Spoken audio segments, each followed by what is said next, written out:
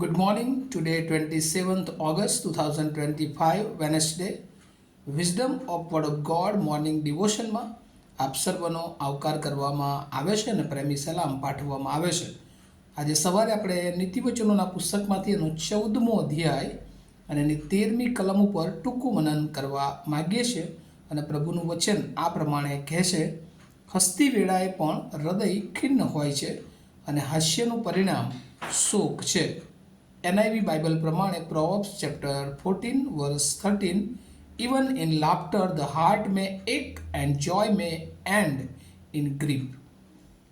આજે આપણો સમય જે જોઈએ છે કે મોટા ભાગે હેલ્થ રેસિપી તરીકે તંદુરસ્તી જાળવી રાખવાને માટે એ હાસ્ય એ ખૂબ જરૂરી છે. અને ઘણા લોકો એ જુદા જુદા ખાસ પ્રોગ્રામો દ્વારા એ હાસ્યને મહત્ત્વ આપતા જોવા મળે છે. નીતિવચનોના પુસ્તકમાં જે હાસ્યની વાત છે અને ત્યાં પ્રભુ જુદી રીતે એ વાત કરે છે. હાસ્ય એટલે આનંદ. અને જૂના કરારમાં પણ જો જોઈએ તો એના માટે જે ખાસ શબ્દો વપરાયા છે અને એમાં હાસ્યને જાણે કે રિલિજિયસ ઇમોશન એટલે કે ધાર્મિક લાગણી તરીકે જોવામાં આવે છે. પણ અહીંયા જ્યારે હાસ્યની વાત આવે છે ત્યારે મિક્સ ઇમોશન્સ તરીકે આપણે અહીંયા આ વચનમાં જોઈએ છે. અહીંયા બે પ્રકારના હાસ્યની વાત આવે છે, આનંદની વાત આવે છે. અને એમાં પહેલું હાસ્ય જે માણસ દુષ્ટ છે, જેના જીવનમાં ઈશ્વરની ઓળખ નથી, જે ભૌતિક વાનામાં, જેમ ગઈકાલે આપણે જોયું હતું, વર્લ્ડલીનેસ, દુનિયાવી બાબતોમાં જે રચ્યો પચ્યો રહે છે, એના જીવનનું જે હાસ્ય છે એ દેખીતું હાસ્ય હોય છે. એને ચહેરો એને ફોર્સ કરે છે કે તે આનંદમય રહે, પરંતુ એનું હૃદય, એનું મન એ દુઃખી હોય છે. અને એટલે આ નીતિવચન સુલેમાન જે અનુભવ આધારે એ જણાવે છે કે હસતી વેળાએ પણ હૃદય ખિન્ન હોઈ શકે છે અને હાસ્યનું પરિણામ એ શોક હોઈ શકે છે. ગુજરાતીમાં તો હસતી વેળાએ પણ હૃદય ખિન્ન હોય છે એવું સ્પેસિફિક લખી દીધું છે અને હાસ્યનું પરિણામ શોક છે. પણ જો ઇંગ્લિશમાં જોઈએ, even in laughter the heart may ache and joy may end in grief. અને એટલે હોઈ શકે છે કારણ કે ઘણી બધી વાર એ હાસ્યની પાછળ એ દુઃખ છુપાયેલું હોઈ શકે છે. અને આવું ઘણી બધી વાર જે લોકો ઈશ્વરની બીકમાં નથી, ભયમાં નથી, એ લોકો ખાલી હાસ્યનો દેખાડો પણ કરતા હોય છે, પણ હૃદયમાં એ જુદી ભાવના હોય છે. અને એટલે એ કેમ જુદી ભાવના હોય છે? કારણ કે એ એમનું હાસ્ય છે એ ખરેખર હાસ્ય નથી, પણ દુઃખ છે. કારણ કે એક દિવસ એ હાસ્ય એ એમના જીવનને માટે એ દુઃખ લાવનાર છે, એ નાશ લાવનાર છે.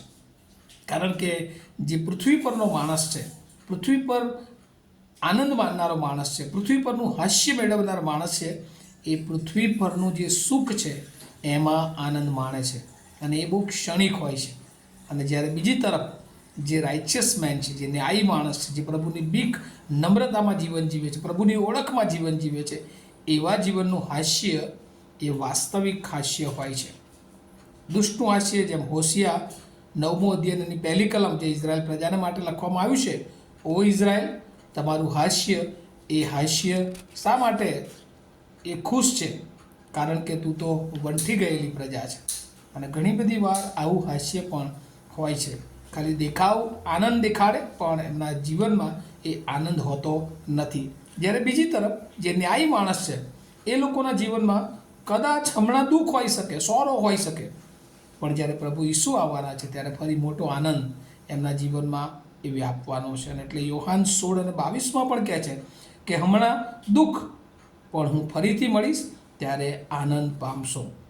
ગીતશાસ્ત્ર 126 અને 5 પણ લખવામાં આવ્યું છે, જેઓ આંસુ પાડતા પાડતા વાવે છે તેઓ હર્ષનાદ સહિત લણશે. અને એટલે જે લોકો પ્રભુની ઓળખમાં છે એ લોકોને માટે ઈસુ ખ્રિસ્તનું આ પૃથ્વી પર આવવું એ મોટા આનંદની સુવાર્તા, એ મોટો આનંદ છે. કેમ? કારણ કે એઓ પોતે બચી ગયા છે અને ઘણા બધા લોકોને બચાવવાને માટે એ માર્ગ તેઓ સૂચવી શકે છે.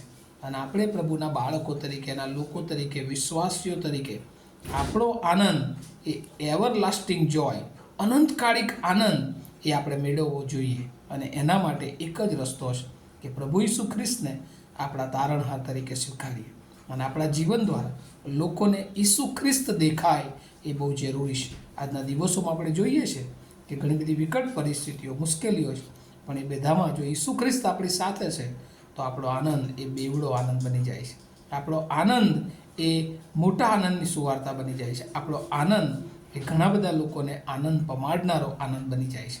અને પ્રભુ આજે સવારે આપણા બધાની પાસે એ ચાહે છે કે આપણા વર્તનમાં, આપણી વાણીમાં, આપણા વિચારોમાં એ અનંતકાળિક આનંદ એ આપણા જીવનને માટે, આપણા ચહેરાનું એ આનંદરૂપી તેજ અને પવિત્ર આત્માની હાજરી એ બીજાઓને દેખાય. જૂના કરારમાં જોઈએ છે કે મૂસા જ્યારે પ્રભુની હાજરીમાંથી બહાર આવ્યો ત્યારે એનો ચહેરો એ ચમકતો હતો, એનું તેજ કંઈક જુદું હતું. એવું તેજ આપણા કામમાં, આપણા વિચારોમાં, આપણી વાણીમાં પ્રભુ ચાહે છે કે જેથી કરીને એ તેજ દ્વારા, એ જીવન દ્વારા ઘણા બધા લોકો પ્રભુ ઈસુની પાસે આવે. આવું આપણે પ્રાર્થના કરીએ. તમારા જીવંત અને દયાળુ ઈશ્વર, આજે સવારે તમારો બહુ આભાર માનીએ છીએ જે સુંદર જીવન અમને આપ્યું છે પ્રભુ. આનંદિત જીવન તમે અમને આપ્યું છે, પણ ઘણી બધી વાર પ્રભુ અમારા ચહેરા પર એ બનાવટી હાસ્ય હોય છે, કેમ કે પ્રભુ અમારા માર્ગો એ તમને પસંદ પડે એવા હોતા નથી. દુષ્ટ માર્ગો પર હોઈએ છીએ, શેતાનના માર્ગો પર હોઈએ છીએ. ત્યારે પ્રભુ આજે સવારે તમામને માટે તમારી કૃપા માંગીએ છીએ. આનંદ ચહેરાનો એ વાસ્તવિક હોય, એ અનંતકાળનો હોય. કદાચ દુઃખ હોય પણ એ દુઃખમાં પણ આનંદ હોય કે જેથી કરીને ઘણા બધા લોકો એ તમારી પાસે આવી શકે. અમારા બધાનો તમે ઉપયોગ કરો. આજે સવારે જે વાલાઓ સાંભળી રહ્યા છે એ દરેકના જીવનને તમે આનંદમય બનાવો એવી પ્રાર્થના ઈસુ પ્રભુના નામમાં સાંભળો, તેનો સ્વીકાર કરો. Amen. Have a nice day to all of you. Thank you.